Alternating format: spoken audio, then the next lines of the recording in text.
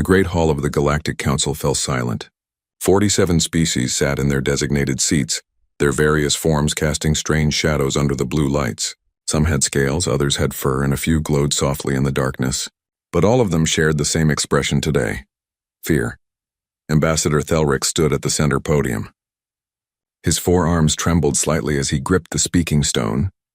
His kind, the Xanthari, looked like giant mantises from Earth's history books.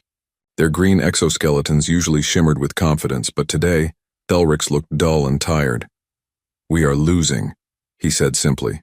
His translator made the words sound flat and emotionless, but everyone could hear the desperation behind them. "The Vrex Collective has destroyed the Kepler Gate defense fleet. 80% casualties. They are coming for our core worlds now." Murmurs spread through the hall like wildfire. Some delegates clicked their mandibles in distress. Others released chemical signals of fear that the air filters struggled to clean.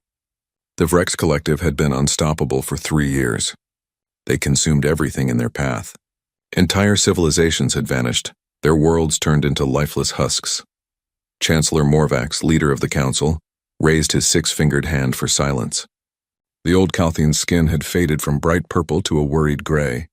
He had led the council for 30 cycles, but nothing in his long life had prepared him for this. "What options remain?" Morvax asked, though his tone suggested he already knew the answer. "None that we have not already tried," replied General Corseth, head of the council military. The reptilian commander's scales were scarred from 100 battles. "We have thrown everything at them. Our best weapons barely scratch their shields. Our fastest ships cannot match their speed. Every battle is a massacre." Thelric straightened his posture. He knew what he had to say next would cause an uproar. He had debated this moment for weeks, losing sleep cycles over it, but time had run out. "There is one option we have not tried," Thelric said carefully. "One species we have not asked for help." The hall erupted. Delegates shouted over each other. Some banged their appendages on their desks. Chancellor Morvax had to call for order 3 times before the noise settled. "You cannot be serious," hissed Ambassador Velktar of the Sylph Dominion.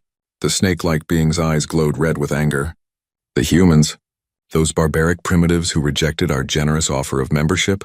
Who sealed themselves behind their star system like frightened children?" "Barbaric, yes," Thelric agreed calmly. "Primitive?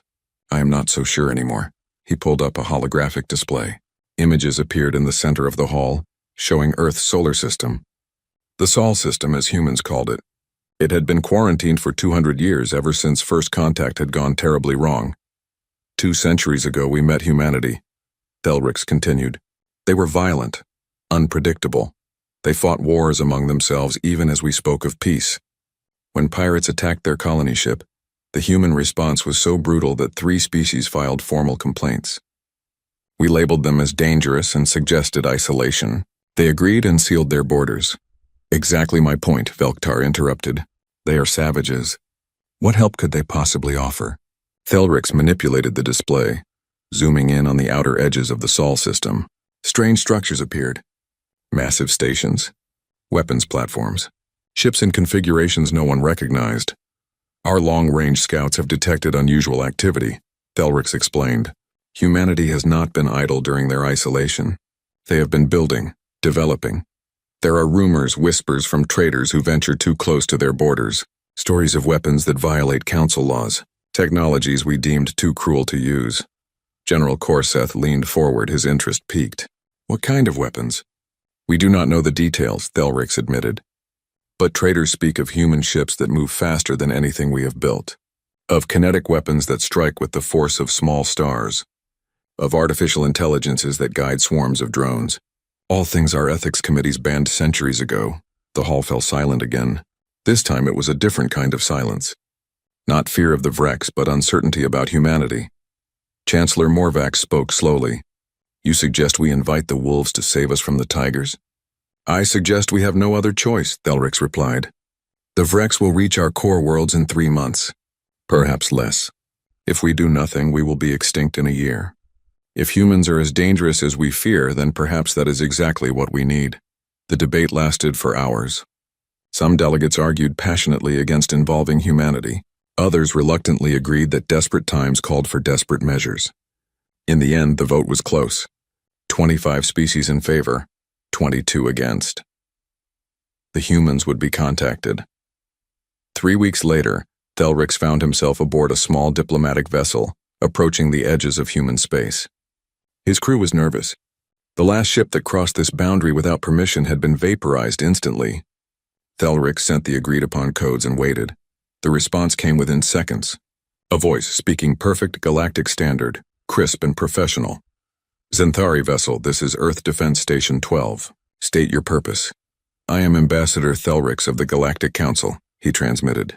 I request an audience with your leaders. We require assistance in a matter of galactic security. There was a pause. Thelrix imagined humans on the other end, discussing whether to vaporize his ship or hear him out. Proceed to coordinates we are sending now, the voice finally said. Deviate from the flight path and automated defenses will engage. We will send an escort. The escort arrived within minutes. 3 human ships, each no larger than a standard fighter craft, but they moved with unnatural precision. Their hulls were dark, almost invisible against space except for their running lights. As they guided Thelrix's ship deeper into the Sol system, he saw more of humanity's defenses. Weapon platforms orbited every major planet. Massive railguns pointed outward, their barrels wider than his entire ship. Missile batteries capable of launching thousands of projectiles. And everywhere patrol ships moving in complex patterns, their formations suggesting military precision beyond anything the Council employed. They took him to a space station orbiting Mars. It was enormous, easily the size of a small moon. The station's architecture was purely functional, with none of the artistic flourishes most species preferred. Everything about it screamed efficiency and purpose. Thelrix was escorted through corridors filled with humans in military uniforms. They all stopped to stare at him. Some looked curious, others hostile. One young human touched his weapon nervously as Thelrix passed. The ambassador felt very small and very alone. Finally, he was brought to a conference room. A single human woman waited for him. She wore a crisp black uniform with silver insignia. Her hair was pulled back severely and her blue eyes studied him with cold calculation. She stood when he entered. Ambassador Thelrix, she said, her translator rendering her words in Zenthari. I am Admiral Sarah Kowalski, commander of Earth Defense Fleet. Please sit. Thelrix settled into a chair designed for various alien anatomies. Admiral Kowalski sat across from him, her hands folded on the table. 200 years, she said quietly. That is how long it has been since the Galactic Council told us to stay away. How long since you abandoned the Aurora colony to raiders and told us it was not your problem? How long since you called us barbaric and suggested we remain in our corner of space? Thelrix's mandibles clicked nervously. He had read the historical files. He knew humanity had legitimate grievances, I remember. Thelrix said carefully. The Council failed you then. I will not pretend otherwise. But now the galaxy faces extinction. The Vrex Collective is destroying everything. In 3 months, they will reach the core worlds. We are asking for help. Admiral Kowalski's expression did not change. Why should we care what happens outside our borders? You made it clear we were not welcome in your galaxy. Because the Vrex will not stop at Council worlds, Thelrix replied. Once they finish with us, they will come for you. Help us now or face them alone later. The Admiral was quiet for a long moment. Then she pulled up a holographic display. Images of Vrex ships appeared along with battle data. We have been monitoring the situation, Kowalski admitted. Our long-range intelligence has tracked the Vrex for 2 years. We know what they are capable of. We also know that your fleets are being slaughtered. She manipulated the display, showing different ship designs and weapon systems. Your problem is simple, she continued. You fight like you are playing a game with rules, honor, ethics, measured responses. The Vrex do not care about rules. They care about winning, and so do we. Thelrix felt a chill run down his spine. Are you saying you will help us? I am saying we will consider it, Kowalski replied. But there will be conditions. If we fight our way. No council committees second-guessing our tactics. No ethics reviews. No restrictions. You give us operational freedom, or we stay home. The council will agree to any terms, Thelrix said quickly. Perhaps too quickly, but desperation left no room for pride. Admiral Kowalski nodded slowly. Then humanity will help. We will send our expeditionary fleet to your staging area. 50 ships, Thelrix's heart sank. 50. Admiral, the Vrex bring thousands of ships to each battle. The Council's remaining forces number only a few hundred vessels. 50 ships will make no difference. For the first time, Admiral Kowalski smiled. It was not a warm smile. Ambassador, you asked for our help because your fleets number in the thousands and are still losing. Perhaps numbers are not what matter. Perhaps 50 of our ships will be enough. Perhaps they will be more than enough. 2 weeks later, Thelric stood in the command center of the Council's primary staging ground. Around him, officers from dozens of species monitored displays and coordinated what remained of their military forces. Everyone was waiting for the human fleet to arrive. When the jump signatures appeared, the room fell silent. 50 ships dropped out of faster-than-light travel in perfect formation, but they were like nothing Thelric had ever seen. Council ships were elegant with smooth curves and artistic designs. Human ships were brutal. Angular hulls covered in armor plating, massive weapon mounts bristling with railguns and missile pods. No decorations, no wasted space, pure function. General Corseth approached Thelric, staring at the display. The old general's scales had gone pale. Those are warships, Corseth whispered. True warships. Not exploration vessels with weapons added. Not diplomatic cruisers modified for combat. Ships built from the hull up to kill. Admiral Kowalski's face appeared on the main view screen. Behind her, Thelric could see a command bridge filled with human officers working at their stations with focused intensity. "This is Admiral Kowalski of the Earth Defense Fleet," she announced. "We are ready to receive mission briefing and tactical data." Chancellor Morvax himself appeared on another screen. The old Calthene looked even more tired than before.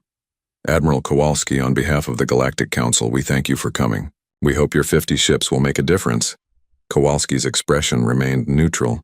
"Chancellor, these are not all of our ships. These are merely what we felt comfortable sending away from home defense. We have 500 more ships in Sol system. This is just our expeditionary force." The command center erupted in shocked murmurs. 500 ships in reserve. Humanity had built a fleet larger than most council members combined, and no one had known. Thelric looked at the human warships on his display, at their brutal efficiency and obvious purpose. For the first time since the war began, he felt something other than despair. He felt a tiny spark of hope, and beneath that hope a different emotion, one that made his mandibles click nervously. Fear. Not fear of the Vrex. Fear of what the humans might do once this war was over. Admiral Sarah Kowalski stood on the bridge of the EDS Prometheus, watching as council officers toured the human warships. Their reactions were predictable: confusion, awe, sometimes fear. She had seen it all before during the inspection period. The council delegation had arrived 3 hours ago.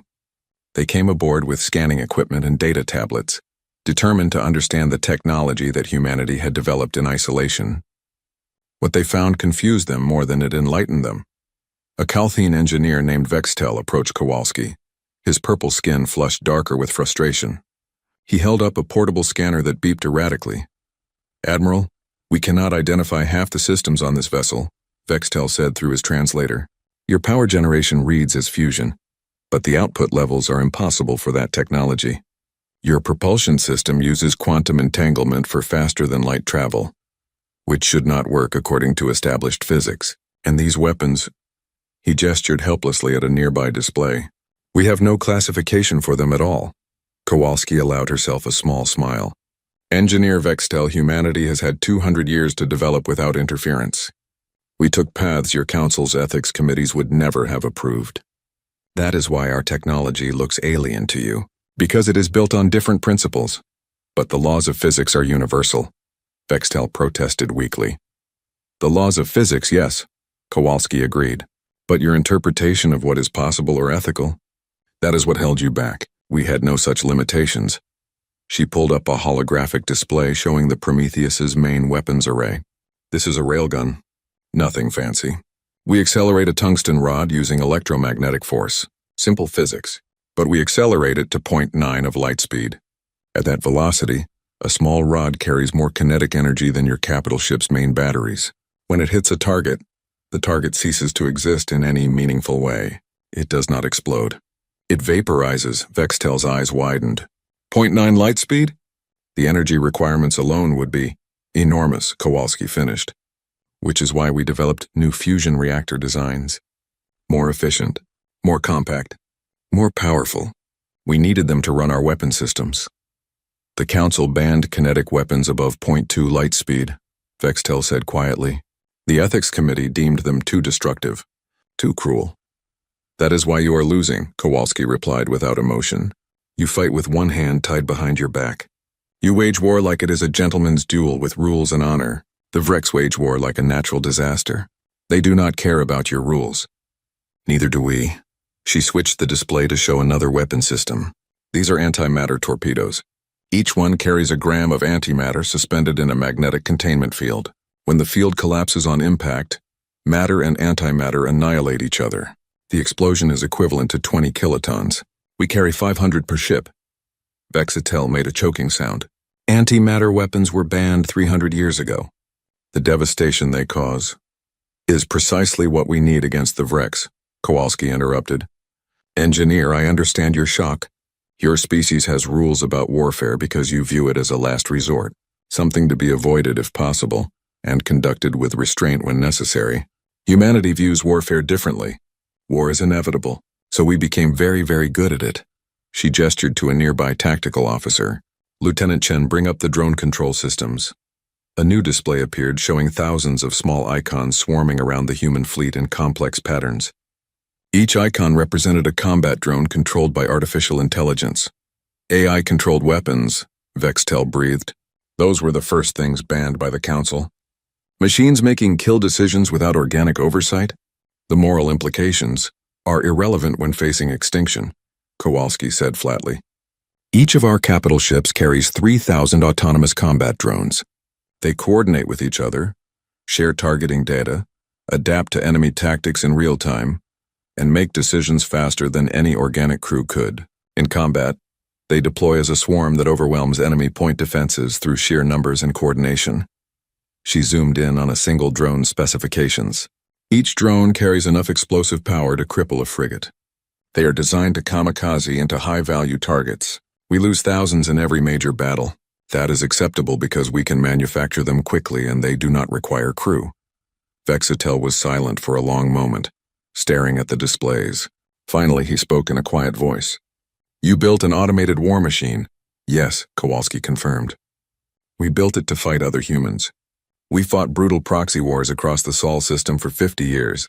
Mars against Earth, the Belt against the inner planets, Europa's colonies against Titans. We killed millions of each other. We developed these weapons to kill our own kind. And then we realized how stupid that was and unified. But we kept the weapons. We kept building. Because we knew that someday, someone out there might threaten us, and we would be ready. A voice interrupted from across the bridge. Admiral, Ambassador Thelrix is requesting to speak with you. Kowalski nodded. Put him through. Thelrix's insectoid face appeared on the main screen. Even through the alien features, Kowalski could read his nervous energy. Admiral Kowalski, I have just received word from Council Intelligence. The Vrex are massing a major fleet near the Proxima Secundus system. They are preparing to attack within 48 hours. The world has 7 billion inhabitants. We are evacuating as many as we can, but most will not escape in time. Kowalski's expression hardened. What forces does the Council have in that sector? 200 ships, Thelrix replied. Everything we could spare. But intelligence estimates the Vrex fleet at 3,000 vessels. It will be a slaughter. We are asking for your help. Our help? Kowalski repeated. Ambassador, we have barely integrated with your command structure. Our officers do not know your protocols. Our ships have not trained with yours. You want us to jump into a battle we have not prepared for? I am asking you to save 7 billion lives, Thelrix said quietly. I know it is not ideal. I know the odds are terrible. But if humanity is as capable as you claim, agreed, Thelrix said immediately. Kowalski was silent for exactly 3 seconds. Then she turned to her communications officer. Lieutenant, signal all human vessels. Full battle alert. We jump to Proxima Secundus in 30 minutes. Tell them to prepare for hostile engagement. She looked back at Thelrix. Ambassador, we will be there. But understand this. We fight our way. No council oversight. No questions about our tactics. No after-action ethics reviews. We go in, we destroy the Vrex fleet, we leave. Agreed? Agreed, Thelrix said immediately. Thank you, Admiral. The people of Proxima Secundus thank you. The screen went dark. Kowalski turned to her crew. They were already moving, each officer performing their tasks with practiced efficiency. This was what they had trained for. what humanity had prepared for across 2 centuries of isolation. XO status report, Kowalski ordered. Commander Marcus Webb, her second-in-command, pulled up fleet readiness displays. All vessels reporting green across the board, Admiral. Reactors at maximum output. Weapon systems charged. Drone bays loaded and ready. The fleet can jump on your command. How long until Council forces are ready? Kowalski asked. They estimate 6 hours to prepare their fleet for combat operations, Webb replied. Kowalski shook her head. 6 hours to prepare for battle. No wonder they are losing. Send them our jump coordinates. Tell them to catch up when they can. We are not waiting. Admiral, jumping in without support, Webb began. Is exactly what we need to do, Kowalski interrupted. The Vrex will not expect us. They have never faced human weapons. We hit them hard and fast while they are still figuring out what hit them. By the time Council forces arrive, the battle will already be decided. Webb nodded sharply. Aye, Admiral. Kowalski walked to the center of the bridge, standing in front of the main view screen. Around her, the crew worked at their stations, their faces showing the calm focus that came from years of training. These were not green recruits. Every person on this bridge had seen combat. Every person knew what was coming. All vessels report ready for jump, Admiral, the navigation officer announced. Kowalski took a deep breath. This was it, the moment humanity revealed itself to the galaxy, not as the barbaric isolationists the Council remembered, but as something far more dangerous, a species that had turned warfare into an art form. Execute jump, she ordered. Take us to war. The 50 human warships vanished from Council space in synchronized flashes of light. Behind them, panicked Council officers scrambled to prepare their own forces. They had no idea what they were about to witness. None of them understood that the human fleet was not rushing to join a desperate defense. They were rushing to demonstrate exactly why humanity should never have been isolated, why keeping them locked away from the galaxy had been a mercy, not for humanity, for everyone else.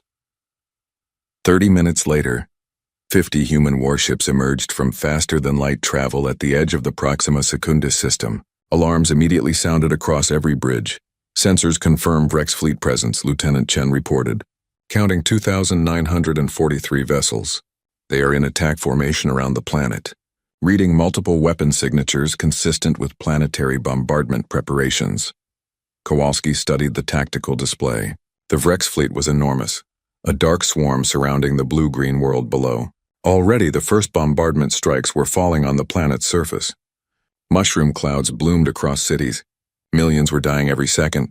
Distance to enemy fleet? Kowalski asked calmly. 7 million kilometers and closing. We are on intercept course at 0.3 light speed. Status of Council forces? 200 Council ships detected. They are engaging the Vrex but taking heavy casualties. Down to 180 ships and falling fast. Kowalski nodded slowly. As expected, the Council forces were brave but outmatched. They would all be dead within an hour. Do the Vrex know we are here? She asked. Their long-range sensors should have detected us, but they have not altered formation or diverted forces. They appear to be ignoring us, Commander Webb grunted. 50 ships against 3,000. They probably think we are reinforcements for the Council. Not worth their attention. They are about to learn differently, Kowalski said quietly. Weapons, charge all railguns to maximum yield. Antimatter torpedoes, load full complement. Drone bays, prepare for mass deployment. Defensive systems to full power. All systems charging, Admiral, the weapons officer reported. We will be in effective range in 2 minutes. Communications fleet-wide channel. Channel open, Admiral. Kowalski's voice went out to every human ship in the fleet. 50 captains and thousands of crew members heard her words. This is Admiral Kowalski to all vessels. We are about to engage an enemy fleet that outnumbers us 60 to 1. They have never faced human weapons. They do not know what we are capable of. They think we are just another group of Council ships rushing to die bravely. We are going to teach them the error of that assumption. She paused, letting her words sink in. 200 years ago, the galaxy told us we were too violent, too dangerous, too barbaric. They feared what we might do if we were unleashed. Today, they invited us back.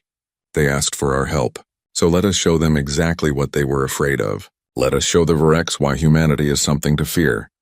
Another pause. Execute protocol hammer. All vessels, weapons free. Fire at will. The human fleet accelerated directly toward the Vrex armada. They did not slow down.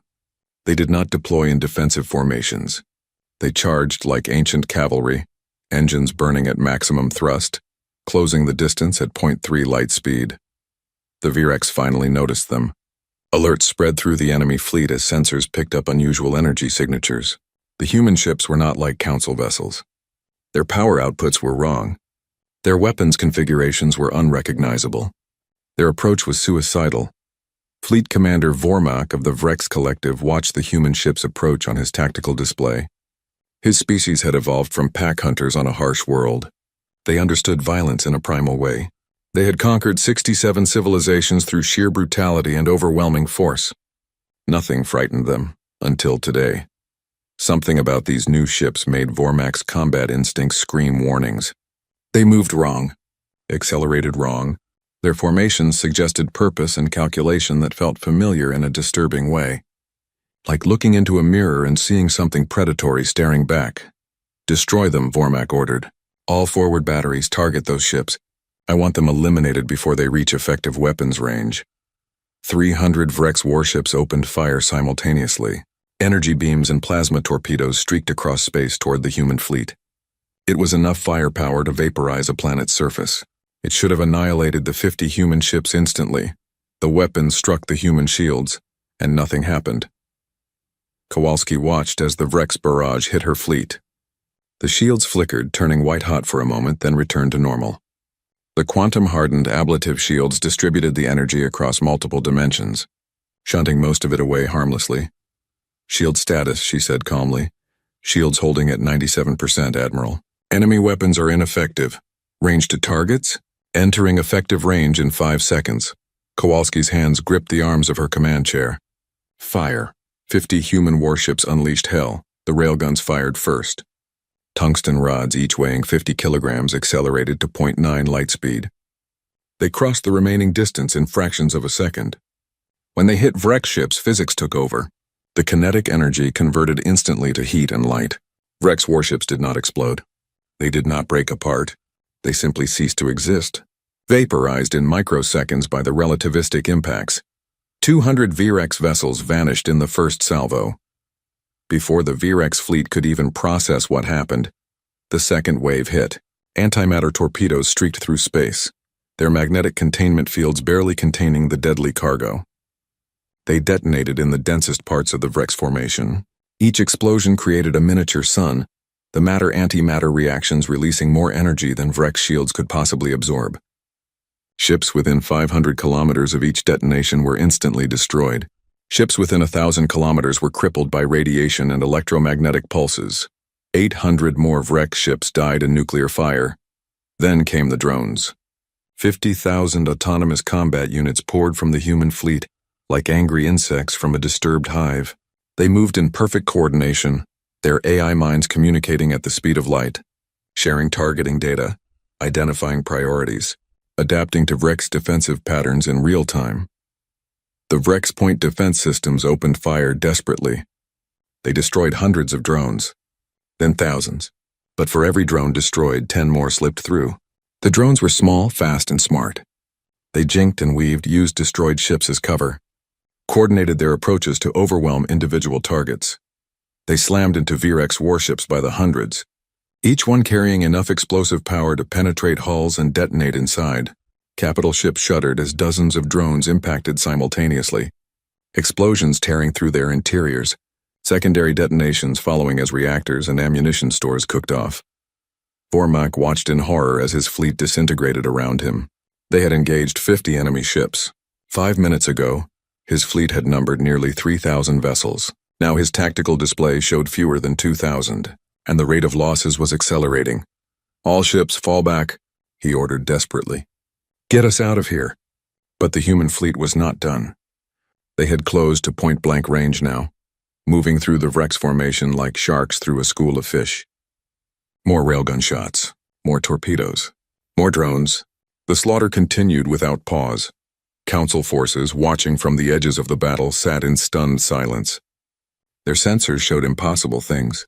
Human ships moving at speeds that should tear them apart. Weapons hitting with force that violated energy conservation laws. Drone swarms exhibiting intelligence that made their own AI seem primitive. And everywhere, Vrex ships dying, vaporizing, exploding, breaking apart. The mighty Vrex collective, terror of the galaxy, was being systematically annihilated. Not defeated. Annihilated. The battle, if it could even be called that, lasted exactly 5 minutes and 43 seconds from first human railgun shot to the last Vrex ship either destroyed or fleeing. 3,000 Vrex vessels entered the battle. 2,891 were destroyed. 109 escaped, their faster-than-light engines engaging in full retreat. Human casualties, 0. Ammunition expended, 23%. Admiral Kowalski stood on her bridge, watching the debris field that had been the Vrex fleet. Small pieces of wreckage tumbled through space, glowing from residual heat. A few escape pods drifted aimlessly, their occupants broadcasting desperate surrender signals. Status of the planet, she ordered. Bombardment has ceased. Preliminary scans indicate heavy damage to 3 major cities. Estimated casualties in the millions, but the remaining 7 billion inhabitants are safe. Kowalski nodded slowly. Contact the Council fleet. Inform them that the Vrex have been eliminated. They should proceed with evacuation and relief operations. Admiral, Commander Webb said quietly, we just destroyed an entire fleet. The Council forces saw everything. They are going to have questions. I know, Kowalski replied. She looked at the tactical display. At the 50 human ships holding position in perfect formation. Not a single vessel damaged. Not a single casualty. Let them ask. We did what they could not. We saved those people down there. If the Council has a problem with our methods, they should not have asked for our help. On the main view screen, incoming transmissions started flooding in from Council ships. Requests for information, demands for tactical data, questions about human casualties, confusion about what they had just witnessed. Kowalski ignored them all. She had one more message to send. Communications, tight beam transmission to Earth. Tell command that first contact with the Vrex is complete. The enemy has been engaged and defeated with minimal resource expenditure. We await further orders. Message sent, Admiral. Kowalski sat back in her command chair. The easy part was over. The battle was won. Now came the difficult part. Explaining to the galaxy exactly what humanity had become during their 200 years of isolation, and dealing with the inevitable question that would follow. If humans could do this to the Vrex, what could they do to everyone else? The silence in the Council Command Center was absolute. Officers from 47 species stood frozen at their stations, staring at displays that showed impossible things. The Vrex fleet, 3,000 strong, had been annihilated in under 6 minutes. The human fleet of 50 ships sat undamaged among the debris field. Ambassador Thelrix felt his legs give out beneath him. He collapsed into his chair, mandibles clicking uncontrollably. His mind struggled to process what his eyes had seen. The math was simple but terrifying. 3,000 enemy ships destroyed, 50 human ships untouched. It was not a battle. It was an execution. General Korzeth approached slowly, his clawed hand gripping the back of Thelrix's chair for support. The old general's scales had gone completely gray with shock. What are they? Korzeth whispered. What in the name of the ancestors are they? Before Thelrix could respond, Admiral Kowalski's face appeared on every screen in the command center. Her expression was calm, almost bored, like she had just completed routine training exercises rather than the most devastating victory in recorded galactic history. Council Command, this is Admiral Kowalski, she said crisply. Vrex fleet has been eliminated. The planet Proxima Secundus is secure. Human forces are standing by for further orders. We have sufficient munitions remaining for 2 more engagements of similar scale. 2 more engagements. The words hung in the air like a death sentence. Humanity had barely used a quarter of their ammunition to destroy an entire Vrex armada. What could they do at full capacity? Chancellor Morvax finally found his voice. The old Kalthine's skin had turned almost white with shock. Admiral Kowalski, we thank you for your assistance. The people of Proxima Secundus owe you an enormous debt. But we must ask, what happened here? How did you achieve such a decisive victory? Kowalski's expression did not change. We engaged the enemy using standard human combat doctrine. Our weapons performed as designed. The Vrex fleet was destroyed. Is there something unclear about those facts, Chancellor? Admiral, Morvax said carefully, you destroyed 3,000 warships in less than 6 minutes. Your entire fleet suffered 0 casualties. This is unprecedented in the history of galactic warfare. We need to understand how this is possible. With respect, Chancellor, you need to understand that this is what war looks like when it is conducted properly, Kowalski replied. The Vrex were using outdated tactics and inferior weapons. We exploited those weaknesses. That is all. Thelrix leaned forward, his voice shaking. Admiral, your railguns achieved velocities we thought impossible. Your shields absorbed damage that should have vaporized your ships. Your autonomous drones displayed coordination beyond anything we have seen. This is not simply superior tactics. You possess technology centuries beyond anything in Council space. 200 years beyond, Kowalski corrected. That is how long you gave us to develop without interference. We used that time productively. A new voice cut into the channel. Cold, calculating. It came from one of the Council's science vessels. Admiral Kowalski, this is Research Director Malketh. I have been analyzing your weapon signatures. The kinetic energy of your railgun projectiles exceeds the theoretical maximum for electromagnetic acceleration. The antimatter reactions show containment efficiency that violates thermodynamic principles. Your faster-than-light drives leave quantum signatures that should not exist. How is any of this possible? Kowalski smiled slightly. Director Malketh, your theories assume certain limitations that we decided to challenge. Your laws of physics are correct. Your assumptions about what those laws allow? Not so much. That is not an answer, Malketh snapped. I am asking for...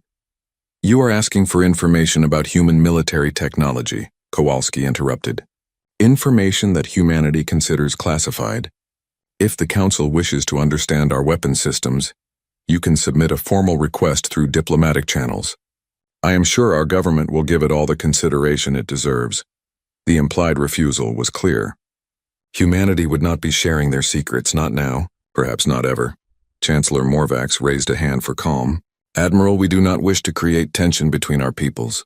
You have proven your capabilities beyond any doubt. The Galactic Council is grateful for your assistance. We are simply trying to understand our new allies. Understood, Chancellor, Kowalski replied. But the Council should also understand something important. We came here because you asked for help. We destroyed the Virex because it needed to be done. But we are not your military. We are not your weapons. We are an independent power offering temporary assistance. Do not mistake our cooperation for subordination. The command center fell silent again. Every species present understood the message. Humanity was not asking to join the Galactic Council. They were not seeking approval or integration. They were stating a simple fact. We are here. We are powerful. Deal with it. Thelrix made a decision. Someone had to bridge this gap before it became unbridgeable. Admiral Kowalski, may I come aboard your vessel? I would like to discuss the next steps in this campaign. Face to face, if you will permit it. Kowalski considered for a moment. Permission granted, Ambassador. Transmitting docking coordinates now. Come alone. 20 minutes later, Thelrix found himself back aboard the EDS Prometheus. The human crew eyed him with expressions ranging from curious to hostile. He could not blame them. 200 years of isolation, caused partly by the Council's treatment of humanity. That kind of resentment did not fade easily. Admiral Kowalski met him in the same conference room as before. This time, Commander Webb stood behind her. The XO's expression was carefully neutral, but Thelrix sensed the protective stance. These humans were loyal to each other. That much was clear. Ambassador Thelrix, Kowalski said, gesturing to a seat. You wanted to discuss next steps. What did you have in mind? Thelrix settled into the chair, trying to project calm despite his internal turmoil. Admiral, what happened today will change everything. The entire galaxy just watched humanity destroy the most feared military force in known space. Within hours, every major power will be analyzing that battle. Within days, they will be asking questions. Within weeks, they will be making decisions about how to respond to humanity's existence. Let them, Kowalski replied. Humanity is not seeking their approval. I understand that, Thelrix said carefully. But you must understand the position this puts the Council in. For 3 years, we have been losing a war of extinction. We begged humanity for help because we were desperate, and now in a single battle, you have proven that you could have ended this war at any time. You could have saved billions of lives, but you chose not to, because we isolated you 2 centuries ago. Kowalski's expression hardened. We chose not to intervene because it was not our war. The Vrex were your problem. You only made them our problem when you came asking for help. If you are looking for an apology for our delayed response, you will not get one. I am not looking for an apology, Thelric said quickly. I am trying to help you understand how the Council will react. There are species on the Council who will see today as proof that humanity should never have been isolated, that we made a terrible mistake 200 years ago. But there are others who will see today as proof that humanity is too dangerous to exist, that you are a threat that must be contained before you turn on us. Commander Webb leaned forward, his voice hard. Is that a threat, Ambassador? No, Thelric said firmly. It is a warning. I am trying to help you navigate the politics that are about to explode across Council space. Because like it or not, Admiral, humanity is now part of galactic affairs. You cannot destroy 3,000 warships in front of witnesses and expect to return to isolation afterward. Kowalski was quiet for a long moment. Then she sighed. You are right, of course. We knew this was inevitable. Earth Command hoped we could finish this war quickly and quietly, but that ship has sailed. So tell me, Ambassador, what do you suggest? Transparency, Thelric replied immediately. Not about your technology. I understand that must remain classified. But about your intentions. The galaxy needs to understand that humanity is not seeking conquest, that you came to help, not to conquer.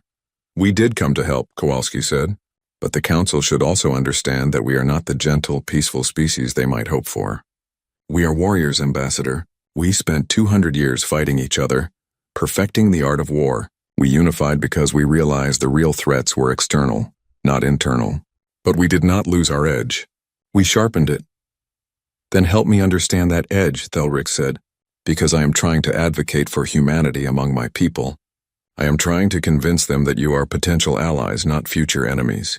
But I need to understand what drives you, what humanity wants from this galaxy. Kowalski stood and walked to the viewport. Outside, human warships hung in perfect formation against the stars. Beyond them, the blue-green curve of Proxima Secundus was visible, scarred but surviving. What does humanity want? She repeated quietly. 200 years ago, we wanted acceptance. We wanted to explore the stars, make friends, share knowledge. The galaxy told us no, told us we were too violent, too primitive, too dangerous. So we went home. We built our own civilization. We thrived without the Council's help. She turned to face Thelric directly. Now, we want to be left alone. We want our independence respected. We want the galaxy to acknowledge that we exist on our own terms, not theirs. And we want to ensure that no one ever threatens Earth or her colonies. That is all. We are not seeking to conquer anyone. We are not interested in building an empire. We just want our corner of space and the strength to keep it safe. Then why help us? Thelric asked. If all you want is isolation, why risk your ships and your people for a council that rejected you? Because the Virex would not have stopped with you, Kowalski replied. Eventually, they would have come for us. Better to stop them now while we have allies, even reluctant ones, than face them alone later. Strategic pragmatism, Ambassador. Nothing more. Thelric nodded slowly. He believed her. Perhaps that was naive, but something in her tone rang true. Humanity was not seeking conquest. They were seeking security. The problem was their definition of security involved weapons capable of destroying fleets in minutes. I will carry your message to the Council, Thelric said. I will advocate for peaceful coexistence and mutual respect. But, Admiral, you must give me something to work with. Some gesture that proves humanity's good intentions. Kowalski thought for a moment. Very well. We will share limited tactical information about the Virex. Ship capabilities, weapons loadouts, standard tactical formations. Nothing about human technology, but enough to help Council forces defend themselves better. Will that suffice? It is a start, Thelric replied. Thank you, Admiral. Do not thank me yet, Kowalski said grimly. This war is not over. Today was one battle. The Vrex Collective is vast. They have lost a fleet, but they have hundreds more scattered across their territory. They will retaliate, and when they do, they will be ready for us. The next battle will not be so easy. Will you stay? Thelric asked. Will humanity continue to fight alongside us? For now, Kowalski confirmed. But understand that our commitment is conditional. If the Council tries to dictate our tactics or question our methods, we leave. If Council politics interfere with military operations, we leave. We are here to win this war, not play games. Are we clear? Crystal clear, Admiral, Thelric replied. As Thelric's shuttle departed the Prometheus, he looked back at the human fleet. 50 ships. Just 50. And they had changed the course of galactic history in 6 minutes. What would happen when Earth sent the rest of their fleet? What would happen when humanity revealed the full extent of their military power? He hoped the galaxy was ready for the answer. Because ready or not, humanity had arrived, and the universe would never be the same. Across the galaxy, in the heart of Rex territory, Fleet Commander Vormak knelt before the Supreme Collective. His flagship had barely escaped the battle at Proxima Secundus. Of the 3,000 ships under his command, only 109 survived. It was the worst defeat in Vrex history. "You failed," the Supreme Collective said. Its voice echoed through the chamber, cold and emotionless. The Supreme Collective was not an individual but a Gestalt consciousness, the merged minds of the Vrex ruling caste. It spoke with absolute authority. "I encountered an unknown enemy," Vormak replied, keeping his voice steady despite his fear. "A species not in our databases. Their technology exceeded anything we have encountered. Their weapons—" "Your excuses are irrelevant," the Collective interrupted. "You lost 3,000 warships to 50 enemy vessels. This is unacceptable. It cannot be tolerated. It will not be repeated. With respect, Supreme Collective, this enemy is unlike anything we have faced before," Vormak insisted. "They employ weapons we have never seen, tactics we have never encountered. They fight without honor, without restraint, without mercy. They fight like us," the Collective finished. "You're describing an enemy that fights like the Vrex. This intrigues us. Who are these warriors?" "They call themselves humans," Vormak replied. "From a species the Council isolated 200 years ago. Apparently the Council made a grave error in judgment." The Supreme Collective was silent for a long moment. When it spoke again, its tone had changed. Less angry, more curious. "Show us the battle data. Everything. We wish to understand this enemy." Vormak transmitted the recorded sensor logs from his surviving ships. The Collective analyzed them in seconds, its merged consciousness processing information faster than any individual mind could. "Fascinating," the Collective said. "Kinetic weapons at near-light speed. Antimatter warheads, autonomous combat drones, defensive shields of unknown design, and all of this deployed with tactical precision that suggests extensive combat experience. These humans are worthy adversaries." "What are your orders, Supreme Collective?" Vormak asked.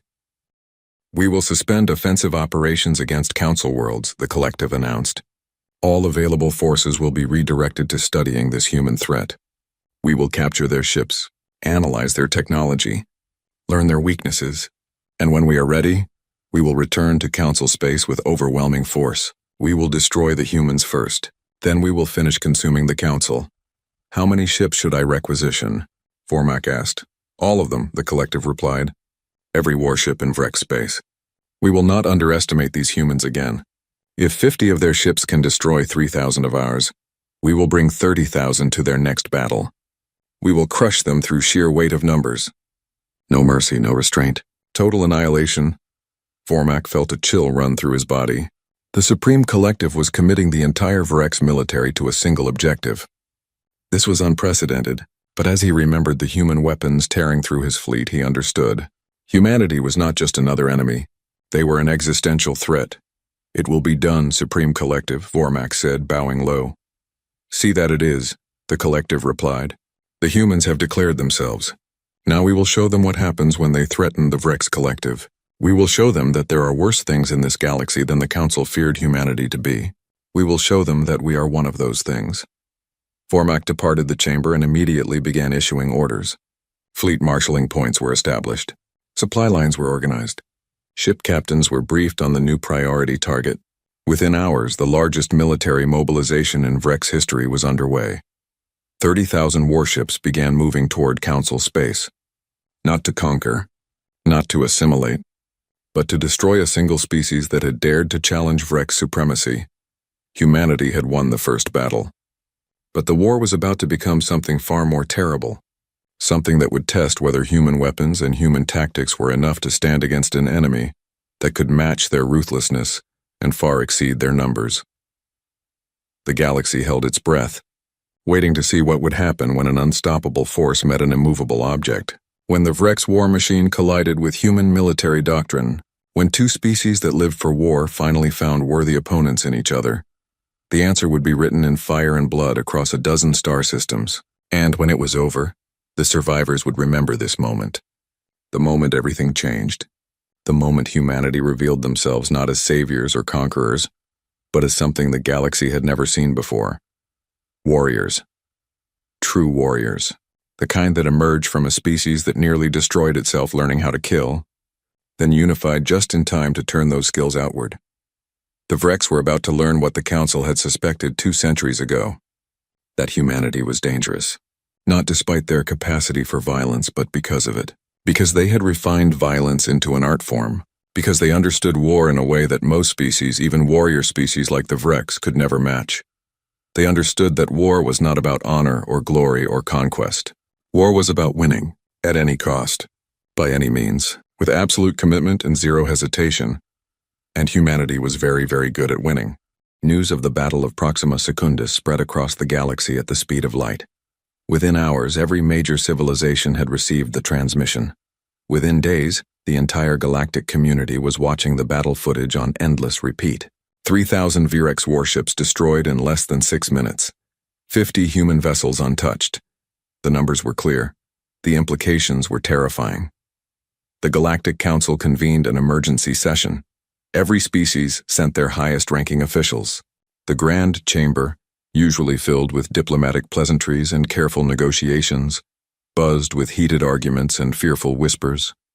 Humanity had changed everything, and no one knew how to respond. Chancellor Morvax called the session to order, his skin still pale from shock. Honored delegates, we face an unprecedented situation.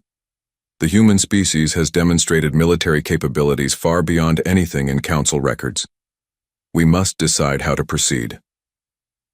Ambassador Velktar of the Sylth Dominion rose first, his serpentine form coiling with agitation. What is there to decide, Chancellor? We invited monsters to save us from predators. Now we must deal with the consequences. The humans are too dangerous to exist freely. They must be controlled or eliminated before they turn on us. The chamber erupted in shouts. Some delegates agreed. Others protested. The noise reached deafening levels before Morvax restored order. Ambassador Velktar, humanity just saved 7 billion lives on Proxima Secundus, countered Representative Daxtal of the Hanari Collective. The bird-like delegates' feathers ruffled with indignation. They came when we asked. They fought when we needed them. They asked for nothing in return. How does this make them monsters? They destroyed 3,000 ships without breaking a sweat, Velktar hissed. They possess weapons we cannot comprehend. They follow no laws we recognize. Today they fight the Vreks. Tomorrow, what prevents them from turning those weapons on us? Common sense, said a new voice. Ambassador Thelrix stepped forward, his mandibles clicking nervously but his posture determined. I have spoken with Admiral Kowalski. I have toured their ships. I have seen their capabilities firsthand. And I can tell you that humanity is not interested in conquest. They want security. Nothing more. You trust their words? Velktar scoffed. Ambassador Thelrix, you have been compromised by your interactions with them. You see them as saviors because they arrived when you were desperate. But I see them for what they are. A threat to everything the Council stands for. The Council stands for unity and mutual protection, Thelrix replied calmly. How is accepting humanity's help against that? Because they did not help us, Velktar snapped. They demonstrated their superiority. They showed us that everything we built, every ship we designed, every tactic we developed, is worthless against their technology. They humiliated us while pretending to help us. Chancellor Morvax raised his hand for silence. This debate is not productive. We need information, not speculation. I have invited human representation to this session. They will address our concerns directly. The main doors opened. Admiral Sarah Kowalski entered the chamber, flanked by 2 human officers. She wore her dress uniform, black with silver insignia, and walked with military precision. Every eye in the chamber followed her as she approached the central podium. Admiral Kowalski, Morvax said formally, thank you for accepting our invitation. The Council has questions about the recent battle and humanity's role in this conflict. I am here to answer them, Chancellor, Kowalski replied. Her voice was steady, professional, showing none of the tension that filled the room. Velktar did not wait for formal protocols. Admiral, explain to this council how humanity developed weapons that violate every technological limitation we have established. Explain how 50 ships destroyed 3,000. Explain how you possess capabilities that should not exist. Kowalski turned to face the Serpentine ambassador directly. Ambassador Velktar, humanity developed our technology through 2 centuries of research and development. We had no council oversight limiting our innovations, no ethics committees declaring certain avenues of research off limits. We pursued every possible advantage because we knew the universe was dangerous. The Battle of Proxima Secundus proved we were correct. You pursued forbidden technologies, Velktar accused. Antimatter weapons, artificial intelligence warfare, near-light kinetic bombardment. These were all banned by council law for good reason. Banned by laws we never agreed to, Kowalski pointed out. Ambassador, humanity is not a council member. We are not bound by your regulations. You invited us to help with the Vrex, we helped. If you have complaints about our methods, perhaps you should have been more specific in your request. Representative Daxtal spoke up. Admiral, I believe Ambassador Velktar is expressing a concern shared by many. Not that you broke our laws, but that your capabilities far exceed anything we can match. This creates an imbalance of power that makes some species uncomfortable. I understand the concern, Kowalski acknowledged. But uncomfortable or not, the facts remain. Humanity possesses advanced military technology. We use that technology to defeat the Vrex. If the Council wishes to develop similar capabilities, that is your choice. But we will not handicap ourselves to make others feel better. What are your intentions? Asked Council Military Commander Korseth. The old general had been silent until now, observing carefully. Admiral, you have proven your strength. What do you want? Territory? Resources? Political power within the Council? We want none of those things, Kowalski replied. As I told Ambassador Thelrix, humanity's goal is simple. We want our independence respected. We want our territory left alone. We want to ensure that no external threat can harm Earth or her colonies. That is all. Then why fight for us? Korseth pressed. If you only care about your own security, why risk your people to save ours? Strategic pragmatism, Kowalski said. The Vrex would not have stopped with the Council. Eventually, they would have come for human space. Better to stop them now while we have potential allies than face them alone later. Additionally, this conflict allows us to field test our weapons and gather intelligence on major galactic threats. It serves multiple purposes. The brutal honesty of her answer shocked some delegates. Others nodded in understanding. At least the humans were not pretending their motives were purely altruistic. Chancellor Morvax leaned forward. Admiral Kowalski, the Council appreciates your assistance. But we need assurances. The galaxy needs to know that humanity will not use its power to threaten other species. Can you provide such assurances? No, Kowalski said bluntly. I can tell you that humanity has no current plans for conquest or aggression against Council members. I can tell you that we prefer peaceful coexistence. But I cannot guarantee anything beyond that. If another species attacks human territory, we will respond with overwhelming force. If anyone threatens Earth, we will destroy them. Those are not threats, Chancellor. Those are facts. The chamber fell silent. Her words were not diplomatic. They were not comforting. But they had the ring of absolute truth. Then what prevents the next war? Velktar demanded. What stops humanity from deciding that Council space would make nice colonies? What stops you from deciding that other species are threats that need eliminating? The same thing that stops any war, Kowalski replied. Mutual deterrence, cost-benefit analysis, common sense. Ambassador, we could conquer Council space if we wanted to. Our military superiority makes that clear. But why would we? We have everything we need in Sol system. We have no interest in governing alien populations or managing interstellar empires. War is expensive. Peace is profitable. We choose peace until someone forces us to choose war. Pretty words, Velktar muttered. But words are cheap. Then let me offer something more concrete, Kowalski said. Humanity is willing to enter into a mutual defense pact with the Galactic Council. We will commit to defending Council space from external threats. In return, the Council recognizes human sovereignty over Sol system and our colony worlds. We establish formal diplomatic relations. We share limited technological information that helps the Council defend itself without giving away classified military secrets. This creates a framework for peaceful coexistence based on mutual benefit. Thelrix's mandibles clicked excitedly. This was more than he had hoped for. A formal alliance between humanity and the Council would stabilize the entire region and give both sides reason to maintain peace. But Velktar was not convinced. And if the Council refuses this offer? What then? Kowalski's expression hardened. Then humanity finishes helping you defeat the Vrex, returns to Sol system and seals our borders. You will never see us again unless you come looking for trouble. We are offering partnership. If you refuse, we offer isolation. Those are the only two options. Chancellor Morvac stood, his aged body moving with surprising energy. The Council will need time to debate this proposal. But personally, Admiral, I support the idea of formal alliance. We have fought the Vrex for 3 years. We have lost millions. Humanity ended a major engagement in 6 minutes. That is the kind of ally we need. There is one more thing the Council should know, Kowalski said quietly. Our intelligence indicates that the Vrex are marshalling their entire military for a massive counterattack. They are not giving up. They are preparing to come at us with everything they have. Tens of thousands of ships.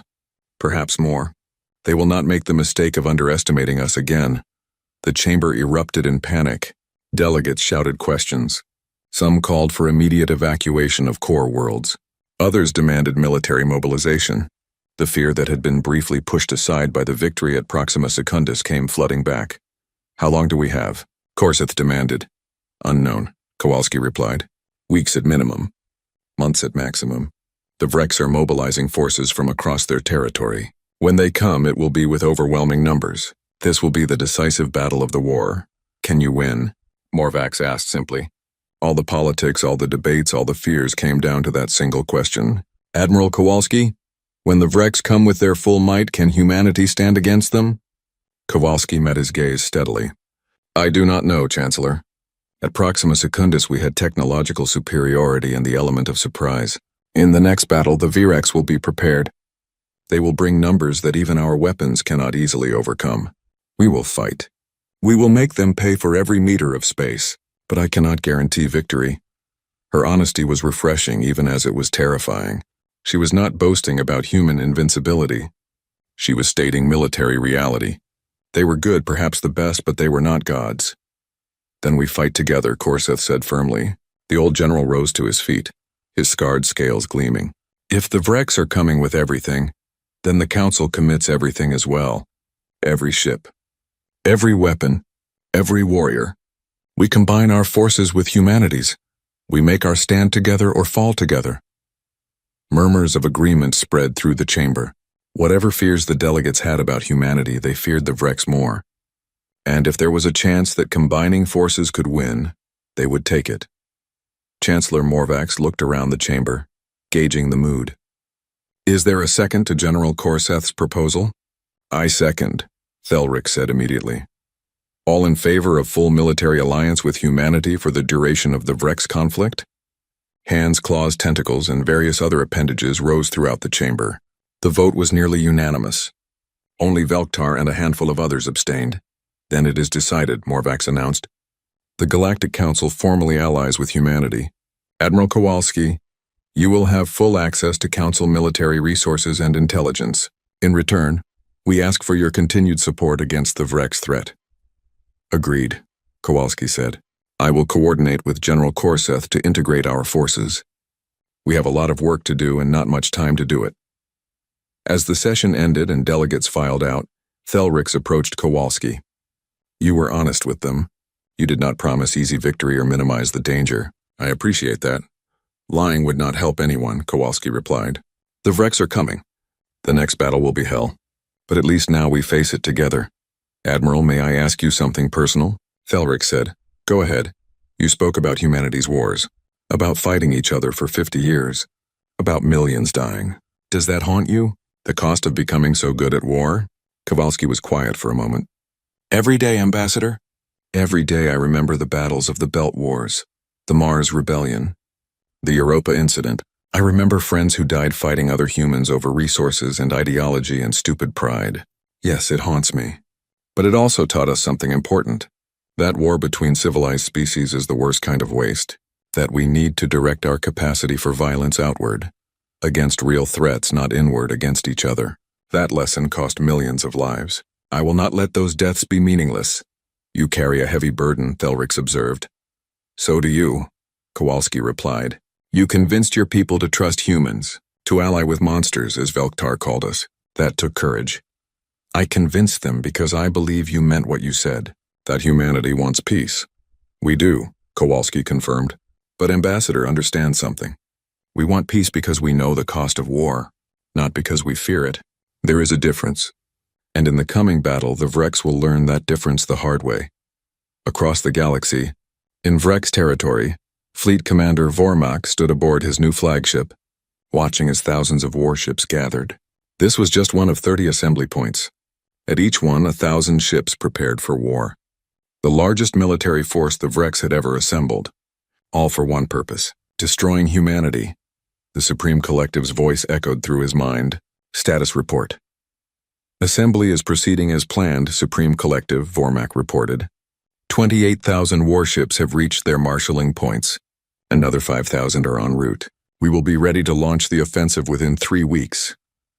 The humans will not expect such numbers, the Collective said with satisfaction. They defeated 3,000 ships through technological surprise. But technology means nothing when buried under sufficient mass. We will overwhelm them. 30,000 ships against their 50. Even their weapons cannot kill fast enough. What of the Council forces? Vormak asked. Intelligence suggests they are combining their fleet with the humans. Irrelevant, the Collective replied. The Council's weapons are ineffective against our shields. Only the humans pose a real threat. Once they are eliminated, the Council will fall within weeks. We will assimilate everything. Their worlds. Their resources. Their populations. All will serve the Vrex. Vormak felt the familiar anticipation of battle. This time would be different. This time they would not underestimate the enemy. This time they would bring overwhelming force. And this time, the humans would learn that there were some enemies that even advanced technology could not defeat. The countdown had begun. 3 weeks until the largest space battle in galactic history. 3 weeks until humanity's weapons faced a test beyond anything they had encountered. 3 weeks until the galaxy learned whether 50 human ships and their Council allies could stand against 30,000 Vrex warships bent on total annihilation. The stakes could not be higher. If humanity won, they would secure their place among the stars and cement the alliance with the Council. If they lost, the Vrex would consume everything. Earth would fall. The Council would collapse. An entire section of the galaxy would go dark. There would be no middle ground. No negotiated settlement. No honorable retreat. Just war, pure and absolute. Survival or extinction. That was all that remained. And on both sides, warriors prepared for battle, knowing that the outcome would echo through history for generations to come. 23 days after the Battle of Proxima Secundus, the largest fleet ever assembled in galactic history gathered at the Kepler Gate. 550 human warships stood in perfect formation, their dark hulls absorbing light like holes in space. Around them, 800 Council vessels from 47 different species formed a protective sphere. This was it. The final stand. Everything came down to what happened in the next few hours. Admiral Sarah Kowalski stood on the bridge of the EDS Prometheus, watching the tactical displays. Her fleet had grown. Earth Command had sent 500 additional ships. Every available human warship now stood ready for combat. This was not a token force. This was the full might of humanity's military. Sensor contact, Lieutenant Chen reported. Multiple jump signatures at extreme range. Counting. Admiral, I am reading 30,317 Vrex vessels. They are emerging from faster than light in attack formation. 30,000. The number was staggering. Even prepared for it, Kowalski felt a cold weight settle in her stomach. The Vrex had brought everything. Every ship, every weapon, every warrior. They were not here to fight a battle. They were here to wage total war. Status of Council forces? Kowalski asked calmly. All 800 ships reporting ready, Admiral, Commander Webb replied. General Korseth confirms his forces are prepared for combat operations under human tactical command. That had been the key negotiation. The Council agreed to place their entire fleet under human command for this battle. It went against centuries of tradition and pride, but desperation made compromises necessary. General Korseth had supported the decision, recognizing that unified command was essential for survival. Communications, fleet-wide channel, Kowalski ordered. Channel open, Admiral. Kowalski's voice went out to 1,300 ships. Human and alien crews alike heard her words. This is Admiral Kowalski to all vessels. The Vreks have brought 30,000 warships to this battle. They outnumber us roughly 23-1. They come here seeking revenge for their defeat at Proxima Secundus. They come here to destroy humanity and eliminate the Council. They come here believing that superior numbers will overcome our technological advantage. She paused, letting the weight of those numbers sink in. They are partially correct. Numbers matter in warfare, mass matters, and they have overwhelming mass on their side. But they are also wrong. They do not understand what they are facing. They see humans as just another species with advanced weapons. They see the Council as the same defeated force they have been crushing for years. They do not understand that we are different now, that we fight together, that we have adapted and learned and prepared for exactly this moment. Another pause. 200 years ago, humanity was told we were too dangerous for civilized space. Today, we prove that assessment was correct. We are dangerous, not to our allies, but to our enemies. We are the most dangerous thing in this galaxy. Today, we show the Vreks what it means to face humanity and her allies. Today, we show them that some species should never be provoked. Today, we write a message in fire and blood that will echo across the stars for 1,000 years. You do not threaten Earth. You do not threaten the Council. You do not threaten any of our worlds. Because if you do, we will come for you, all of us. And we will not stop until the threat is eliminated. Final pause. All ships, weapons free. Execute Battle Plan Omega. For Earth, for the Council, for survival. The combined fleet surged forward. Unlike at Proxima Secundus, they did not charge recklessly. They moved in careful formation, human ships in the vanguard, Council vessels providing support and coverage. They had planned this battle for 3 weeks. Every ship knew its role. Every captain understood the strategy. This was not improvisation. This was calculated warfare conducted by experienced commanders against a desperate enemy. The Vreks fleet advanced to meet them. 30,000 warships moving as one, their formation, designed to maximize overlapping fields of fire and prevent the concentrated attacks that had devastated them before. They had learned from Proxima Secundus. They would not cluster. They would not present easy targets.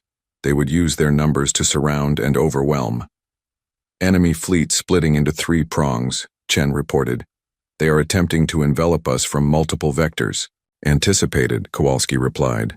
Execute counter-move Alpha. Human squadrons 1 through 10 engage the central prong. Squadrons 11 through 30 hold position and prepare to intercept flanking forces. Council fleet, focus on defensive screening and anti-missile operations.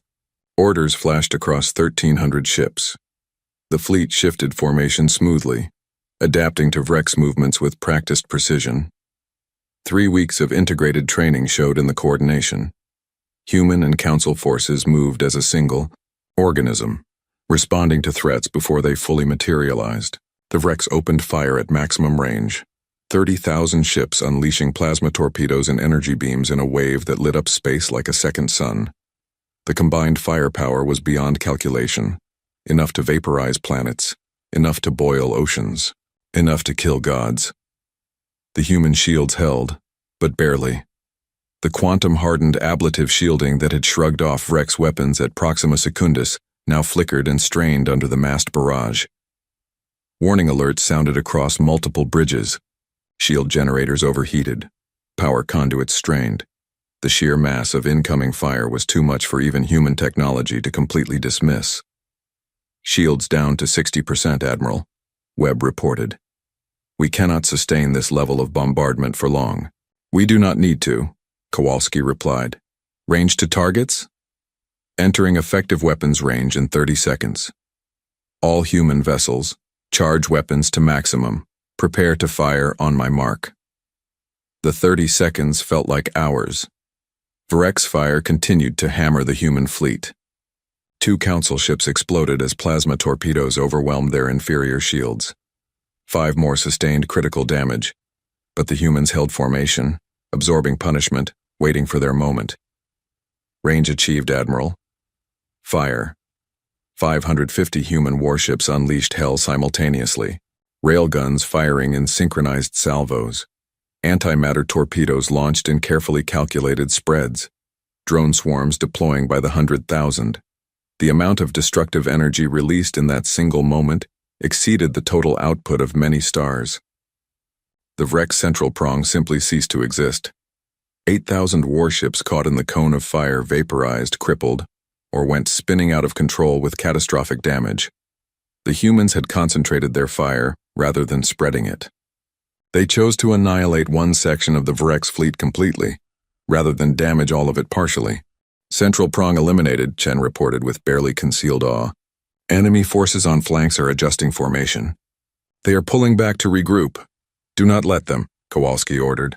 All squadrons pursue and engage. Keep them off balance. Do not give them time to coordinate a response. The human fleet split into multiple task forces, each one moving independently but in coordination with the others. This was the advantage of extensive training and AI-assisted tactical coordination. They could maintain unified strategy while allowing individual commanders tactical flexibility. Fleet Commander Vormak watched his tactical display with growing horror. 8,000 ships gone just like that. The humans had done it again. Their weapons were simply too powerful. His numbers advantage was meaningless if they could kill thousands of his ships in seconds. All forces fall back to secondary positions, he ordered. We need to establish a defensive perimeter and force them to come to us. But the humans did not let him. They pressed their attack relentlessly, forcing Vrek's ships to fight while out of position, preventing them from forming the coordinated defense Vormak needed. This was not the brute force victory of Proxima Secundus.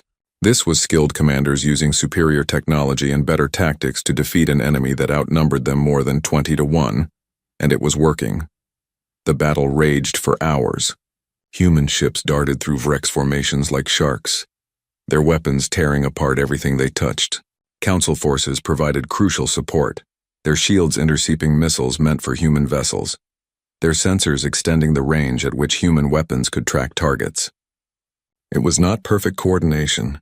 Ships still died. Mistakes were made. But the alliance held. Admiral Kowalski watched the casualty reports mount. 20 human ships destroyed, 37 damaged, 112 council vessels lost. Against those losses, the Vreks had lost over 17,000 warships. The numbers favored the alliance, but the cost was staggering. Every destroyed ship represented thousands of dead crew members. Every human casualty was someone who had trained and fought and trusted her command. Admiral, the Vreks are breaking formation, Webb reported. They are falling back across all sectors. It looks like a general retreat. Confirm it, Kowalski ordered. Make sure this is not a tactical withdrawal. Chen checked his displays. Confirmed. They are activating faster than light drives. The Vreks fleet is retreating from the system. A cheer went up across multiple bridges. Human and council crews celebrated together. They had done it. They had faced 30,000 Vreks warships and won. The impossible victory was theirs. But Kowalski did not celebrate. She studied the tactical display, watching the remaining Vreks ships flee. 13,000 had escaped. 13,000 warships still existed. The Vreks were not destroyed. They were defeated, yes, bloodied, but not eliminated. Status report, she ordered. 20 human ships destroyed, 37 damaged but repairable, Webb replied.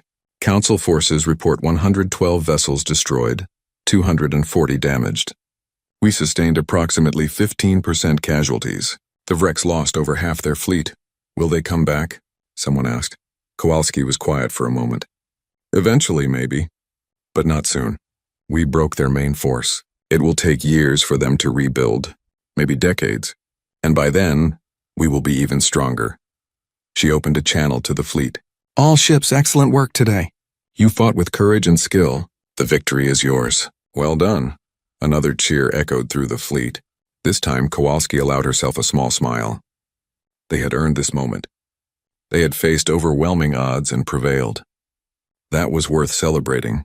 Ambassador Thelrix appeared on her view screen, his mandibles clicking with obvious joy. Admiral, on behalf of the Galactic Council, I thank you. You saved us. You saved all of us. We saved each other, Ambassador, Kowalski replied. Your ships fought bravely. Your people died alongside ours. This victory belongs to the Alliance, not just humanity. The Council will not forget what happened here, Thelric said seriously. We came into this war divided and desperate. We emerged united and victorious. That is the gift humanity gave us. Not just military aid, but the example of what we could be when we worked together. Ambassador, I have a request, Kowalski said. Anything, Admiral. Formally invite humanity to join the Galactic Council. Full membership. Equal voting rights. Mutual defense pact. The works. It is time we stopped being outsiders looking in. It is time we became part of this galaxy properly. Thelric's mandibles clicked rapidly with surprise and pleasure. Admiral, I will personally sponsor that proposal. After today, I doubt anyone will vote against it. Welcome home, humanity. Welcome home. As the fleet began organizing rescue operations and damage assessment, Kowalski looked out at the stars. 200 years ago, humanity had been rejected, cast out, told they were too dangerous. Today, they had proven that assessment both right and wrong. They were dangerous, incredibly dangerous, but they were dangerous to the right people, to threats, to enemies, to those who would harm the innocent. And now, finally, they were coming home. Not as conquerors, not as saviors, but as equals, as partners, as members of a galaxy that was learning that sometimes you needed dangerous allies to face dangerous threats. Her grandmother had been on the Aurora colony when it was abandoned. Kowalski had grown up hearing stories of how the Council turned its back on humanity when they needed help. That betrayal had shaped human policy for 2 centuries. But now she thought perhaps they could move past it. Perhaps the wounds could heal. Commander Webb, she said quietly. Yes, Admiral. Send a message to Earth. Tell them the war's over. Tell them we won. Tell them we are coming home. And tell them we are not alone anymore. Webb smiled. Aye, Admiral. It will be my pleasure. Across the galaxy, news of the battle spread even faster than before. 30,000 Virex warships defeated. The Alliance victorious. Humanity proven. The Council saved. Within days, the entire galactic community knew what had happened. Within weeks, the political landscape changed completely.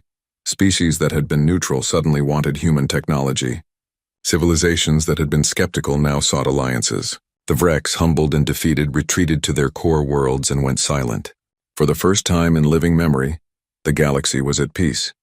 The Galactic Council formally invited humanity to join as full members. The vote was unanimous.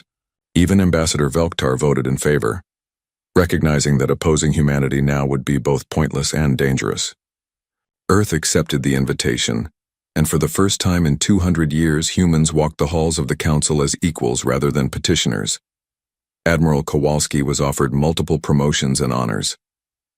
She declined most of them. She did accept one, a joint commission as both Earth Defense Fleet Admiral and Council Military Advisor. Someone had to make sure the Alliance held. Someone had to ensure that humans and aliens continued working together. She would be that bridge. Years later, historians would look back at the Battle of Kepler Gate as the turning point, the moment when humanity rejoined galactic civilization, the moment when the Council learned that unity made them stronger, the moment when the Vrex learned that there were species they could not defeat. But for those who fought there, who bled there, who lost friends there, it would always be something simpler. The day they proved that working together even the impossible could be achieved. The day humanity stopped being the scary outsiders and became trusted allies. The day the galaxy learned that sometimes the most dangerous species can also be the most valuable friends. Admiral Sarah Kowalski stood in her quarters aboard the Prometheus, looking at a photo of her grandmother, the woman who had survived the Aurora colony abandonment, the woman who had instilled in young Sarah a healthy distrust of aliens and a burning determination to ensure Earth would never be vulnerable again. We did it, Babcia, Kowalski whispered in Polish. We made them respect us. We made them see us as equals, and we did it without becoming the monsters they feared. I hope that makes you proud. Outside her window, human and alien ships worked side by side, repairing damage, tending wounded, sharing supplies. The barriers were not gone. Trust was still fragile, but it was a start. A real start. And sometimes, Kowalski thought, that is all you can ask for. A chance to prove yourself. A chance to build something better. A chance to turn former enemies into future friends. Humanity had been given that chance, and they had seized it with both hands. The war was over. But the real work, the work of building lasting peace, was just beginning. It would take years, decades, generations maybe, but for the first time in 200 years, humanity and the galaxy were working toward that goal together, and that was worth everything they had sacrificed to achieve it.